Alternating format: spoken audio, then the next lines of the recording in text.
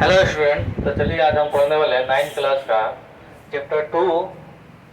Chapter two का है जिसका नाम है पदार्थों का वर्गीकरण। केमिस्ट्री सब्जेक्ट है। तो इसमें हम पढ़ेंगे सबसे पहले पदार्थों का वर्गीकरण कितने भागों में किया गया है। तो पदार्थों का वर्गीकरण बहुत प्रकार से किया जाता है। तो हम यहाँ पढ़ेंगे रासायनिक संरचना के आधार पर वर्गीकरण पढ़ेंगे किसका, पदार्थ का। ठीक है। तो पदार्थों का वर्गीकरण यहाँ पे दो भागों में किया गया है। पहला शुद्ध पदार्थ में किया गया है और दूसरा अशुद्ध पदार्थ में किया गया है। अशुद्ध पदार्थ को हम यहाँ पर मिश्रण भी बोल सकते हैं, क्योंकि अशुद्ध पदार्थ का मतलब होता है दो या दो से अधिक पदार्थों का मिलना, दो या दो से अधिक पदार्थों का घुलना। ठीक है।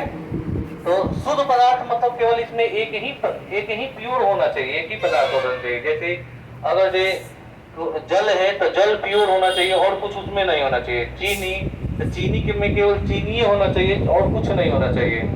ठीक है। और ग्लूकोज हो गया, ग्लूकोज का मतलब केवल ग्लूकोज, उसमें पानी भी नहीं होना चाहिए। ठीक है।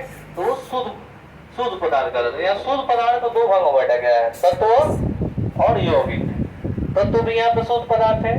जैसे में एग्जाम्पल में हाइड्रोजन, हाइड्रोजन भी अपने हाइड्रोजन में शुद्ध पदार्थ है।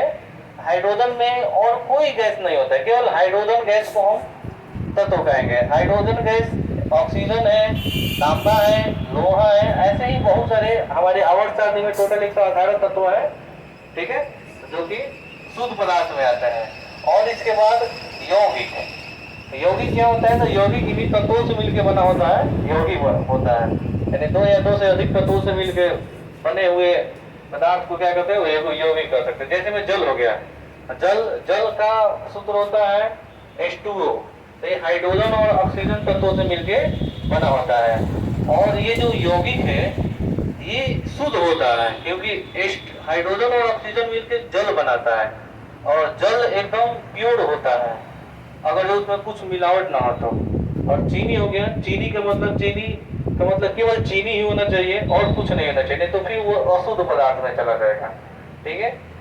अगर चीनी में हम पानी मिला देते हैं तो भी अशुद्ध हो जाएगा, क्योंकि चीनी प्योर चीनी नहीं है, क्योंकि उसमें पानी भी ऐड हो गया है। और ग्लूकोज भी अगर केवल उसमें ग्लूकोज ही होना चाहिए और कुछ नहीं होना चाहिए, वो यौगिक होता है। शुद्ध पदार्थ में सभी आते हैं। ठीक है। तो ये यौगिक के उदाहरण हो गए।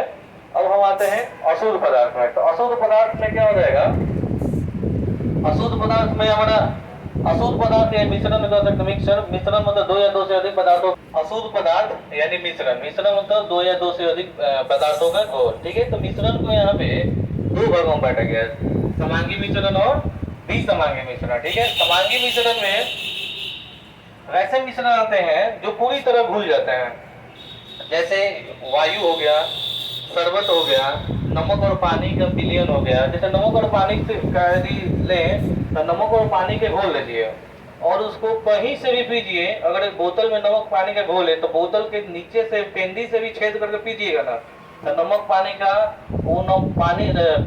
पानी का विलयन उतना ही नमकीन लगेगा जितना कि ऊपर से रहेगा। तो ये जो विलयन होता है समांगी विलयन होता है। ठीक है। समांगी मिश्रण होता है। और जैसे चीनी पानी का भी हो गया, ग्लूकोज और पानी का भी मिश्रण हो गया, नींबू पानी का मिश्रण हो गया। ठीक है। ये सब समांगी मिश्रण है। विसमांगी मिश्रण मतलब जैसे कुहासा हो गया, बालू और पानी का मिश्रण हो गया, कागज हो गया। ठीक है। तो ये सब विसमांगी मिश्रण। विसमांगी वैसे मिश्रण होते हैं जो कि दिख जाते हैं। ठीक है। लेकिन समांगी मिश्रण में नहीं दिख पाते हैं। अगर नमक और पानी का मिश्रण है तो नमक उसमें नहीं दिखेगा पानी में। ठीक है। लेकिन इसमें बालू और पानी के मिश्रण में बालू आपको दिख जाएगा। ठीक है। चलिए, तो आज का वीडियो यहीं पे समाप्त करते हैं और आगे बढ़ते हैं।